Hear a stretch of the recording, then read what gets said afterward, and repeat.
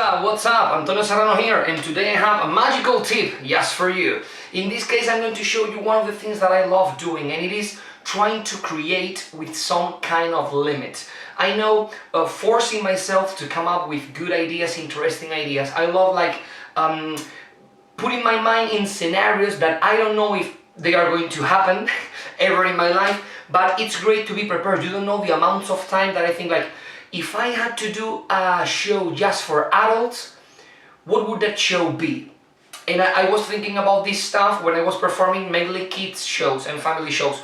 I don't know, if I had to perform for adults, what tricks should I do, what routines should I do? And I ended up performing for adults quite a lot in cabaret shows and comedy shows, comedy clubs and things like that. So it is good to be prepared. It is good to put yourself in scenarios that for now they seem impossible, but they could be probable or possible in the future. So I love doing things like that, okay, I have to create a magic show with no card tricks. I have to create a magic show with routines that are all comedy based, or I want to create a magic show with no comedy routines, which is quite difficult for me. Or I need to do a magic show without speaking, right? All of the tricks must be like using only gestures, without expressing, without saying words. And something that I love doing is trying to fit shows into different spaces. This is not a show that I ever performed. All of the tricks that are here are tricks that I have performed a lot of times, but I've never arrived at a venue with something like that. I think that it is, for me, I don't know about y'all, but for me, arriving with a case this small to perform a cabaret show, maybe a close-up gig, yeah, I can give you that. But in this case, I've got here a full cabaret show. I would say that way more than I need for a cabaret show. And it is a great exercise to do, like, oh my god, I love Miser's Dream, but I cannot do Miser's Dream because I can fit like the bucket in here. Oh my god, I love my Chico the Mind Reader routine from Beloved, but I cannot fit the puppet here with all of the bits and pieces. So you have to start taking out routines, Mojo the Chicken, routines that require a lot of props. And it is great because you end up realizing that the thing is you, right? The thing is you. So this is a great exercise, and you can do any type of exercise that you want, but limit, they say, I don't remember the quote, the writer of the quote, but limit is where art is born, right? Art needs some kind of limitation, right? Otherwise it's impossible to create something.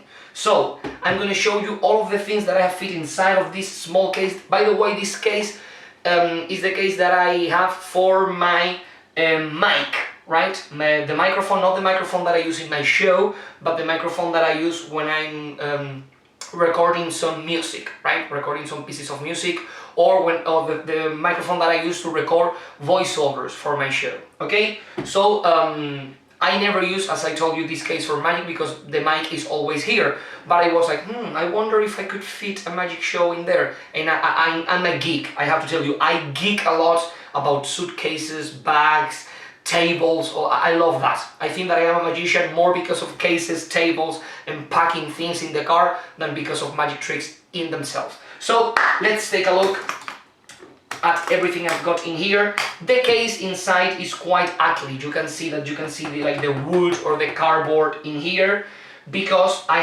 took out all of the foam, right, to have much more space. So this would be like that, and I have this very little index card with all of the material that I have inside, right?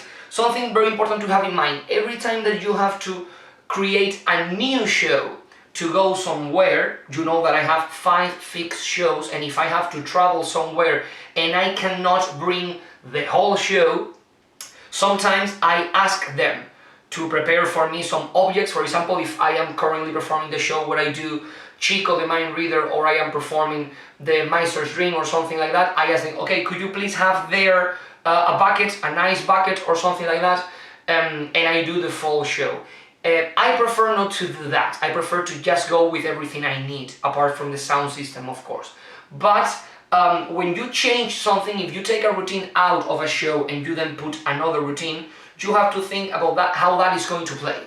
So every time that I change some of the shows that I have, or in this case I have to create a completely different show mixing things from different shows, I have to write down an order of the tricks, how I'm going to perform them, and the links that I am going to be creating from one trick to the other. Because I have told you a lot of times that I don't want people feeling like I am just a person that has some tricks inside of a case and I am doing them in any order. I want people to see a show. I want people to have the idea, the knowledge that, oh my god, this is a structured show. This is not a guy that is funny and is improvising. No, this is a show.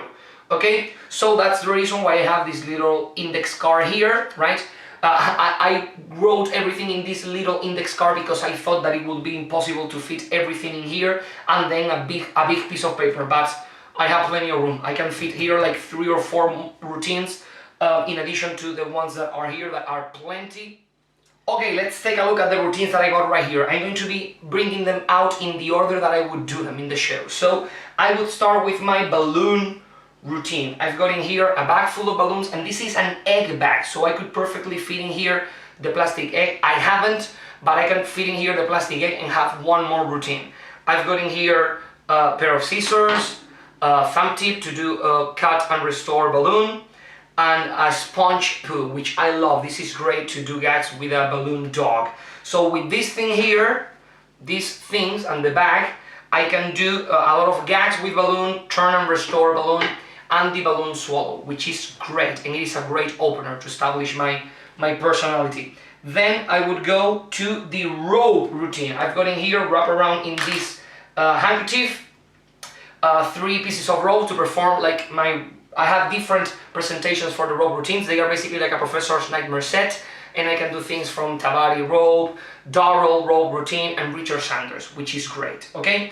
Then I have my silk routine with the stains and all that stuff. I use the same thumb tip, here it is, and then I have the, okay, here they are, the red silk, the white silk, which are the main items in the first phases of the routine, and the climax, which is my silk fountain, okay? Recently I have changed the silk fountain. In my homemade magic video, in the video where I talk about the benefits of building your own tricks, I explained to you that I created my silk fountain using 2 magnets. A magnet here and a magnet down, holding all of the silks in place, so I am not sewing them, right? But in a couple of shows I had a problem. It was that I put my hand inside my back pocket to steal the load when this is folded with the confetti inside, and the magnet that was in the outside fell inside of my pocket. So when I took it out, it was quite scary because I was afraid that the magnet that was inside of the silk fountain would fall off. I managed to grab it from the outside, and more or less the routine, the end, the climax of the routine went well. At that point I was like, okay, I have to change this, because the main selling point, the main benefit of the silk fountain with the magnets is that you can separate the silks at the end of the routine, but I wasn't doing that. That's great if you want to separate the silks, or even if you want to use the silk for another routine, but that wasn't the thing that I was doing. So I come up with this thing. I'm pretty sure that I'm not the first one to come up with this, but basically I took like bead to make necklaces or things like that, a small bead, a small plastic ball, and I push it from here, from the inside of the silk fountain. I have a streamer here, so I push it from here, and then I took that little bead, you can see it here, right? And then I took like the nulso of a white balloon, a white modeling 260 balloon, and I put it around the little bead.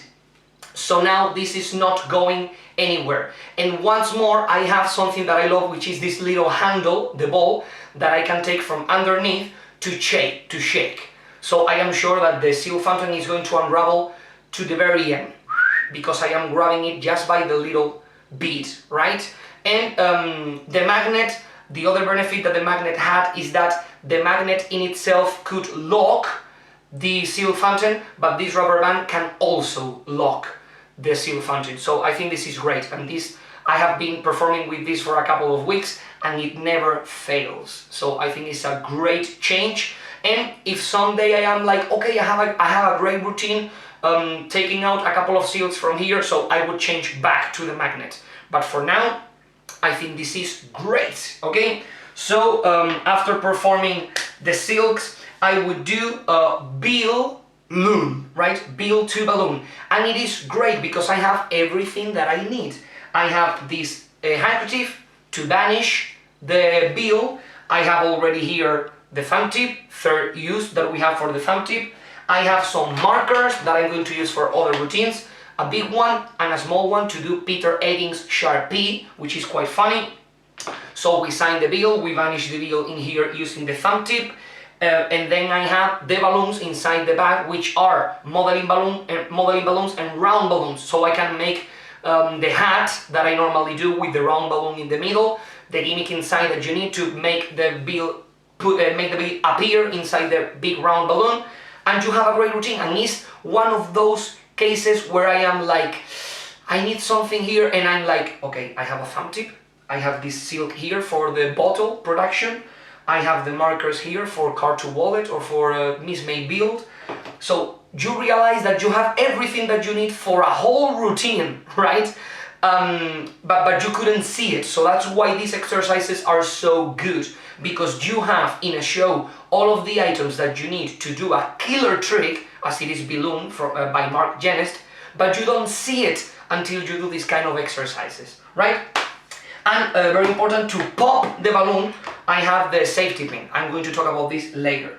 So then we do the gypsy thread, and I love to use this kind of cord, which is quite visible, right? I bought this in like a Walmart or kind of cheap store, right? I don't know, I don't know the names there in your country, but here quite usual normal stores, and it is quite cheap and it is much more visible than normal thread. So I only have to bring this, and I can do a very interesting, very emotional routine, right? My gypsy thread routine.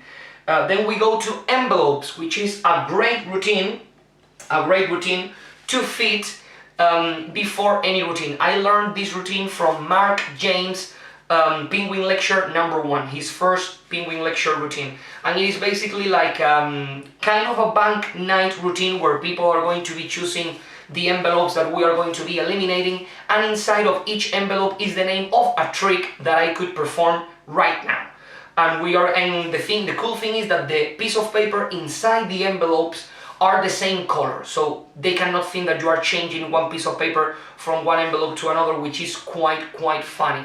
And obviously we are eliminating outrageous tricks like juggling babies or making a naked girl levitate, or changing a wife into a supermodel, things like that. We are eliminating those choices, and the last envelope that remains, which is the trick that I'm going to do, is card trick, which is quite funny in itself. So I always do that trick before my invisible drunk routine, which is a routine that just requires an invisible deck. This is a semi-jumbo invisible deck that I also made myself. You can take a look at that in my why you should build your own tricks video. And it is great. The envelopes is a great thing, and when I start doing it, I was like, okay, people are going to think that this is funny. People would say, oh my god, this is so funny, yeah, it's a comedy routine. But no, people get absolutely destroyed. It's like, but how did he know that we were going to eliminate all of those envelopes and he was going to have the blue one or the green one or the red one till the end of the routine? It's a very powerful routine for a layman, so don't miss that routine in Mark James' Penguin Lecture. And to finish this show, I would do cards across. And to perform cards across, the only thing I need is a deck of cards. That's it, right? I can add some gags if I wanted to. I could make like very big, outrageous balloon hats. I have to do the balloon hat for the balloon, so I can do a couple more, and the routine plays much bigger and is much more funny. So I have here like a whole hour show just with the things I told you: the balloons, balloon swallow, cat and restore, the gag with the dog, play dead, all the stuff, the ropes, the silk routine, balloon. Oh, I was forgetting. After balloon, I would use, if there are some kids in the audience, I would do my rock, paper, scissors, animal routine. Animal, rock, paper, scissors, right? I have talked about this routine in my show, what's in my show number 4, right? And the only thing I need are these like hangers for I don't know, like your ID or things like when you go to a concert or a convention or something like that, with pieces of paper that have pictures of animals. And the only thing that I need apart from this is a balloon animal that is going to be the prediction from this trick, right? So that would be an hour-long show. Then after the rock, paper, scissors, I would do the gypsy thread, the envelopes, the invisible drunk, which is a very funny comedy routine. I developed that routine for comedy clubs. It is basically like 7 or 8 minutes of stand-up, finishing in the magical climax as it is the invisible deck. And then the cards across, right, which is a great ending for a show, like creating a riot with 2 people on stage with you. And I've got here more material because I realized that I could fit here more things. And I have the tricks, the extra tricks, written in the back of the index card. I've got here a card to wallet. I can perform card to wallet, and obviously I've got in here a stack of business cards, very important, so I can perform something that is more close-up as it is business card to wallet or card to wallet. And I have the 2 markers if I want to do the change, Peter Egan's change. It is great. So one more routine that I got in here, close-up routine, and with the pack of cards, a stage routine or close-up routine, obviously. Inside of here, I have some Miss May bills. So I can do also Miss May bill, which is a close-up routine or a stage routine if I wanted to. Then I have the appearing bottle, which is the thing that I was talking about previously. The silk, right? The dog, which is the gag, and the safety pin. You can see the magical performance video of this routine, and I explained to you why I use a safety pin for this routine. And the only thing that I need is the bottle. I would buy the bottle there, not only because it doesn't fit here, but basically because it's where I normally do when I perform away from home. If I go to another place where I've never performed, I really like to buy a bottle of beer there, and keep that bottle of beer as a kind of a souvenir, right? A kind of memento from that show that I did there. I have a collection of bottles in my magic corner from all of the places that I have performed. And more routines. I have my chop cup routine, and in this case I have like the family chop cup routine, because the chop cup that I use for close-up, for me it's very small to do in a cabaret show, and the chop cup that I have for stage is too big, right? So I think that this is the best size to fit it here. I could obviously take away a couple of routines and fit my normal chop cup, but I think that this is a great routine even for adults at a cabaret show. And I have everything I need, so I don't even have to go and buy the pieces of fruit. I have the big tinfoil ball, the small tinfoil ball, and the tennis ball, everything that I need. And I could use as a mat to perform the routine the silk from the bottle, or the silk that I use to keep my ropes in. So it is great. And more things. The mousetrap routine, great mousetrap routine. This is something that I learned from Diamond Jean Tyler's Pocket Full of Miracles with the prediction in the back. I have a smaller version of the trap to perform close-up magic. And this is once again the deck of cards that we have already used a lot of the times. The markers to sign the card, and this, and you have like 6 or 7 minutes on stage, full pack of laughter and magic, right? And 2 more routines. I have the patio force. This is also something that I like from Mark James Penguin lecture number 1. The patio force. It is great, you can do this close up and you can do this on stage, extremely funny. Basically you ask people to hand objects to you before you have established this little envelope with the no gag, quite original, am I right? And then you start eliminating objects that the people lend you, and you end up with only one object, and it is the object that it is here. In this case, I have here written down gafas, which means in Spanish glasses, right? Glasses. Okay, so it is a great routine. I have to tell you, when I was performing in First Holy Communions like many years ago, I put this routine into my show and the reactions were so good. People were clapping and I said, thank you very much. And they were like, oh my god, it was great, and they clap again. They clap like twice or 3 times just for one routine because they were completely mesmerized. And I was like, oh my god, they are completely shocked, and the only thing that I am carrying with me is this little piece of nothing. So it is great. It's a great routine, the patio force. A very, very misused technique, the patio force. It's great. And the last thing that I've got are the jumbo aces. 3 aces, diamonds, clubs, jack of hearts in here, and the ace of spades to perform the great trick by Simon Lowell. And you simply need normal deck of cards, these 4 jumbo cards, and it is one of those routines that are killer, that people love. They end up like speechless. So I could perfectly have here material to do 2 full shows. I wouldn't say 2 an hour long shows, but 2 45-minute shows. I think that could be perfect, with a lot of things that could be used for close-up. As the deck of cards, all of us can do like 3 or 4 hours of material with just a deck of cards. Gypsy thread, you can do this close-up. Things with the thumb tip and the seals, you can even do that close-up. The business card to wallet, the card to wallet, even the mousetrap, it is very big, but you can do it close-up. The patio force, so it is great. This is a great exercise to realize how much magic you can fit in a case like this. I love these experiments because these experiments give me confidence. Like, I know that I am a good performer, I know that I am prepared as a performer, because it's not about the tricks, it's not about the size of the tricks, it's about me. I can go in front of a stage with just this and this and make people laugh and be amazed. So that's a great idea to have in your mind, to feel confident about your art and about your skills. So that's everything for this video, guys. I hope that you find this information useful. Please subscribe, leave a comment below, and as always, I would see you in a near future. Bye later!